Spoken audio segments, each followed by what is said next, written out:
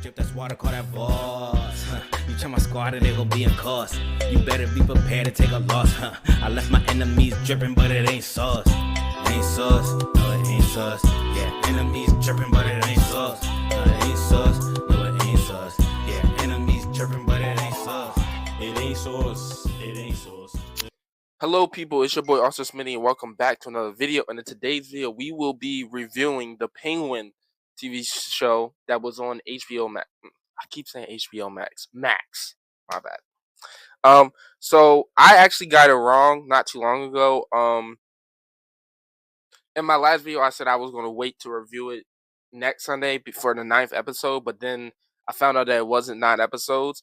I must have got it confused with another show because for some reason I thought it had 9 episodes, but no, it only had 8. So I watched the 8th episode yesterday, and as most people's reaction to the 8th episode, we was all like, fuck the Penguin. But we're not going to talk about that just yet.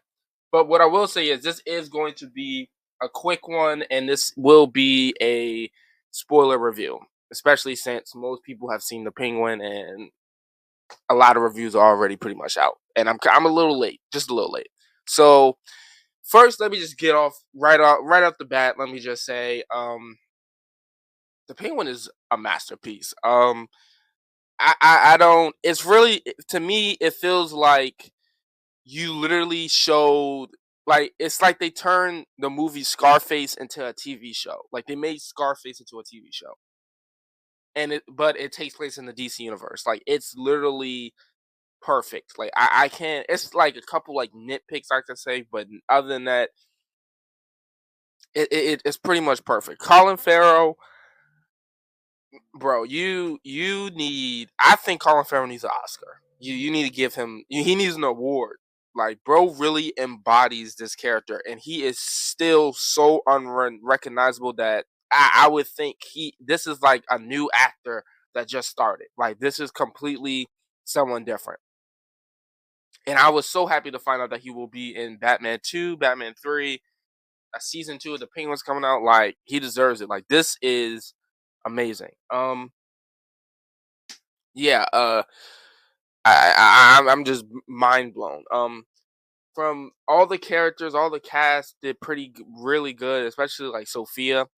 Sophia, I have a new crush now. That is Sophia. Sophia Falcone. She is a baddie, and she nailed it. She literally, that actress, I don't remember her name, but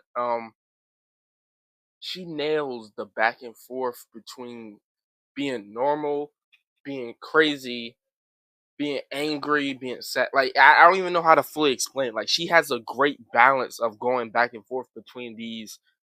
I'm not gonna say personalities, but her feelings. Like I don't, like she just does it so well. And there are moments where even like with Robert Pattinson's Batman, where she doesn't speak or say anything, and you still see all of the emotion like on her face. Like she has these moments where she tries to stay sane, she tries to be confident and not let people see her down, her breaking point or her sad side, but you can still see it all within the eyes and her face, and it's just perfect.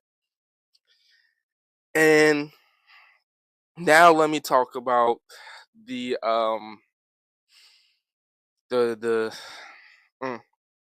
Vic, Victor.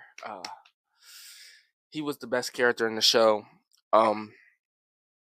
He was the best character in the show. I love Victor. He was a day one ride or die, day one for the Penguin. All I gotta say is WB, WB, WB, DC, whoever. If you do not make the Penguin get the dog shit beat out of him once, just once. I just want it once, either in the Batman or season 2. I'm gonna walk in that studio and blow it up. I'm joking. I'm not gonna actually do that. Don't quote me on that. I'm joking. But for real though, I need something. Vic, so on the 8th episode, Vic, the Penguin finally kills Vic. Because in the beginning he was kind of like a loose end, and after a while they slowly build a bond and a friendship. But then I understand why the Penguin did it, because he realizes that if he has friends and family, they're just gonna keep getting targeted, and it'll just be catalyst. They'll just be cattle, and that'll just bring him down. So he had to kill Vic for that, and also because they want to show you that the Penguin is still a villain. So, but dude, I need Batman to just beat the shit out of the Penguin just once, like just pick him up, and like how freaking Batman did the Penguin in Batman Arkham Origins, just pick him up and throw him against a mirror, like just throw him against the wall, beat the crap out of him. We love Vic. I need Vic to come back and just. I need Vic to just come back and just get his revenge, pull like a Under the Red Hood or something where he just didn't actually die, or there's a Lazarus pit or something. Like, please, justice for Vic. But yeah, Vic, the dude that played Vic, he did an amazing job. I really felt the bond between the two. He was really the best character of the show, besides the Penguin. Other actors, like the mother, she did really well at showing the dynamic of her love hate relationship with the Penguin, how she hates him for what he's done with killing his brothers, but also still wants him to do good and be the big boss in the world. So I love that dynamic. I want to also bring this up. We got introduced to a villain in this show that I'm happy we got to see for a little bit. And I want more Batman media, or especially with DC Studios, to acknowledge these characters. We got to see Magpie, and we don't get a lot of Magpie. And I like seeing when they do these villains that don't have that many big roles, like they're not as popular. Because I think the last time I saw Magpie was in Beware the Batman, or I think she was in Batwoman, but that wasn't, you know, yeah, we don't talk about that show. But yeah, I want more villains like Professor Pig and all of the underrated villains, the ones that don't get talked about a lot. But yeah, overall, this show was great. It was spectacular. Don't really, from the settings, the direction, the story. Literally, Penguin is now literally Kingpin. He's like Kingpin. They pretty much made the Penguin like an even bigger Kingpin. So I love that. It is kind of weird that Batman doesn't show up, especially when they blow up. It's like a big explosion in the city at one point in the episodes. I'm just like, so what is Bruce doing? Like, he's just like, I feel like even though you're trying to not, and trust me, I love that this show does so well without Batman being referenced.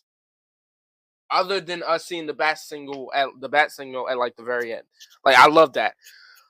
But it was like we could have. I feel like we should have saw him once. Like he would be like present at least one of these times. Like I feel like, especially this version of Batman where it seems like he literally is Batman all the time. Like we would have saw him like at least once. But that's just me. That's just me. But other than that, this show, honestly, because Batman isn't in this show that much, I think this is really the best show that doesn't fully utilize Batman. Like, Batwoman was trash. Gotham Knights, that show is a fuck. That show is terrible.